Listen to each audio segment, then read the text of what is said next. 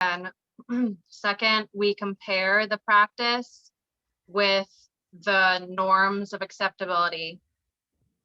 So society's standard of what is acceptable or unacceptable. And then third, we have to recognize that value judgments are being made by someone as to what really occurred, and then what prevailing norms of acceptability actually are. So you're just gonna kind of compare and figure out what is the best way to, go at this decision. And then I'm gonna move on to David.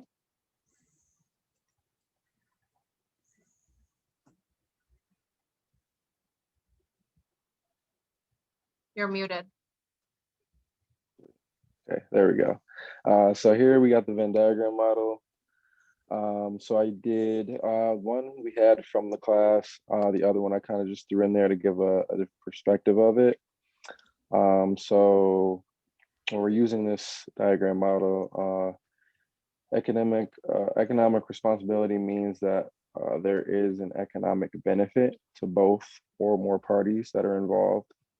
So when a business earns profit, it means that the employees are also earning the profit in terms of incentives, so affecting a society as a whole.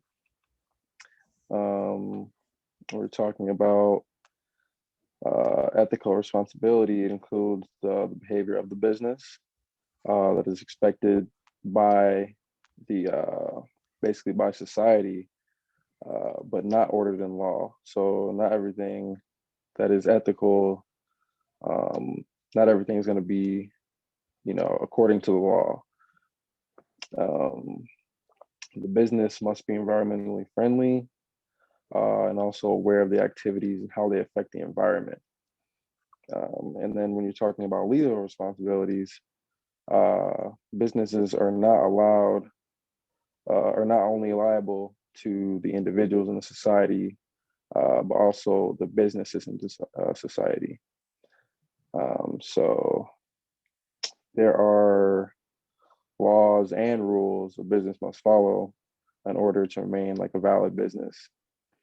And every business is responsible to operate within the boundaries that have been set by the government and other agencies as well. So when you're looking at the actual diagram, the arrows are kind of directing you a little bit. And so you see that they're numbered. So you got ethical responsibility. If you're looking at the top left diagram, you got the one in the middle, which is kind of describing everything all in the one. So they're all individual, and as they overlap, you can see how those principles come together. So the circles only overlap, and you're talking about overall ethical responsibility. Company is profitable, legal and ethical. And if you're talking about ethical and legal come together, makes the area legal and ethical but not profitable. So the business must find ways to become profitable at all times. Economic and legal combined businesses will be profitable and legal, but they must proceed cautiously because they aren't ethical. So, and then when you're talking about ethical and economic businesses, it shows that it is profitable and ethical, and could possibly be legal too. But this business must also proceed with caution so that they don't have any of these slip ups, have any ethical or legal issues. And then I decided to just give some examples of companies that are that fall under each category. So, for example, people like Starbucks, H&M, they are ethically responsible. And then companies that are economically responsible are places like Johnson and Johnson, Google, Coca-Cola, things like that. And then after that, we're talking companies that are legally responsible are places like HP or Microsoft. So all of these companies have like policies and an image that they want to uphold. If we go to the next slide, kind of just through, this is just a separate diagram, a little bit different from the other one, but kind of just lays out some basic rules that you would want to follow for making overall ethical decisions. So talking about moral rights rule, an ethical decision should maintain and protect the fundamental rights and privileges of people. Utilitarian rule, you got ethical decision should produce the greatest good for the people, for the greatest number of people, I should say. And then you have the justice rule, ethical decision should distribute benefits and harm among people in a fair, equitable, and impartial manner.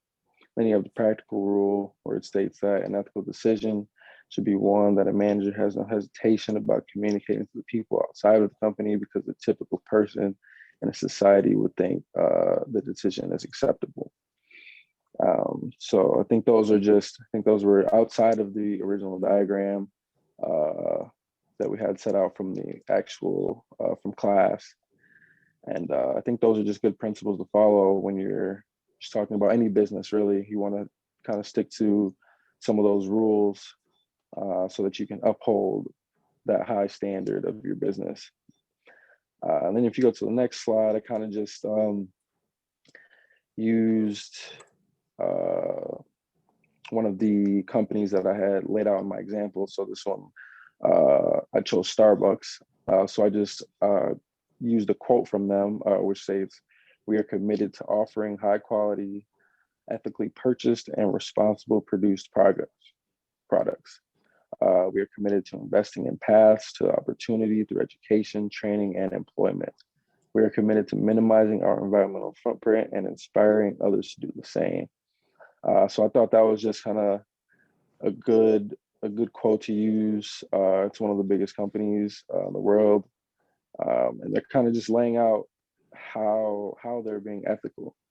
And I think that's one of the biggest things when you're running a business is not only upholding those principles, but letting them be known what you're upholding. So they're trying to emphasize that all their products are natural, stating where they get their products, how they're used, and things like that. So I think that was a really good thing for Starbucks to do, to kind of reassure the people who shop with them how they're being ethical and how they're maintaining their image as a successful business.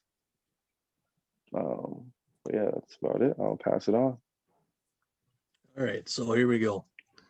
We're going to talk about the 3 ethical models of business.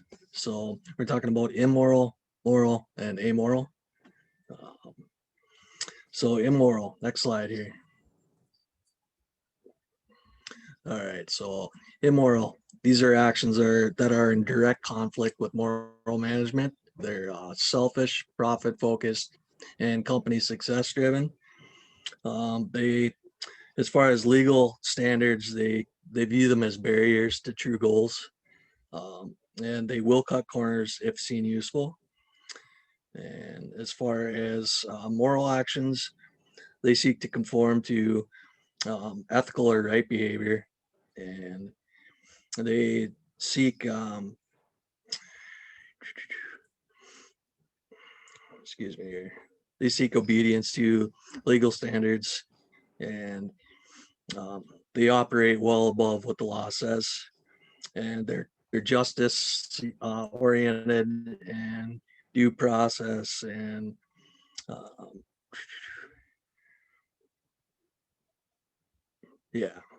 justice process and justice oriented, fairness, due process, and justice oriented. And then as far as amoral actions, they're neither moral or immoral. These actions are potentially lack moral awareness. They're maybe well intended, but they're also selfish. They're profit seeking, but the other goals aren't considered. And they say, what can we do and still be legal? All right, next slide. All right.